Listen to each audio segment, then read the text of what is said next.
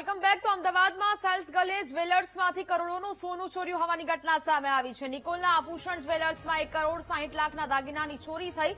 શોરૂમમાં કામ કરતી હર્ષિતા નામની યુવતીએ ચોરીને અંજામ આપ્યો છે.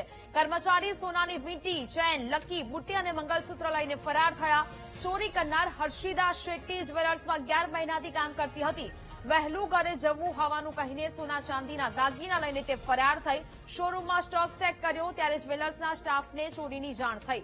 1200 ગ્રામ સોનાની ચોરી કરનારી સેલ્સ ગર્લ સીસીટીવીમાં કેદ થઈ છે. નિકોલના અનમોલ સર્કલ પાસે ગ્રેવિટી શોપિંગ મોલમાં આવેલો છે આભૂષણ નામનો શોરૂમ. આભૂષણ જ્વેલર્સના માલિક દર્શનભાઈના શોરૂમમાં 19 કર્મચારીઓ કામ કરે છે.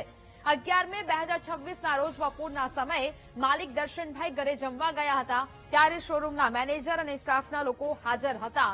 તે દરમિયાન ચોરીની ઘટના બની. શોરૂમમાં લાગેલા સીસીટીવી તપાસ કરતા હર્ષિતા સાંજે 4 થી 4:30 વાગ્યાના સમયગાળામાં દરમિયાન કબાટમાં રાખેલા સોનાના દાગીના કાઢીને ખિસ્સામાં મૂકતી હોય તેવા દ્રશ્યો જોવા મળ્યા છે. ત્યાં આગળ કામ કરતા જે હર્ષિતાબેન શેટ્ટી કરીને છે છેલ્લા લગભગ 11 મહિનાથી ત્યાં કામ કરતા હતા.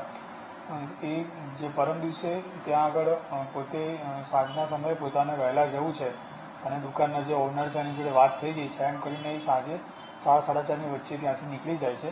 ત્યારબાદ રાત્રે જ્યારે આ લોકો ડેલીનો સ્ટોક કાઉન્ટ કરતા હોય છે એ સ્ટોક કાઉન્ટ કરતા વખતે એમને ખબર પડી કે જ્વેલરીસમાં દુકાનમાંથી ઘણી બધી જ્વેલરી મિસિંગ છે. ત્યારબાદ એ લોકોએ સીસીટીવી કેમેરા ચેક કર્યા અને દુકાનમાં જે પણ મિસિંગ સ્ટોક ચેક કરતા ટોટલ 1200 ગ્રામ જેટલું સોનું કે જેની કિંમત 1,60,00,000 જેટલી છે એ જેટલા સોનાના દાગીના જે એમના ત્યાં કામ કરતા હતા એ બેન સાંજે 4-4:30ના સમયગાળા દરમિયાન ત્યાંથી લઈને નીકળી ગયેલા હતા અને જે દાગીના લે છે એનું સમગ્ર ઘટના સીસીટીવી કેમેરામાં પણ દેખાઈ આવે છે. જેના આધારે જે જ્વેલર્સના માલિક છે માલિકની ફરિયાદ લઈને નોકરચોરીનો ગુનો દાખલ કરવામાં આવેલો છે.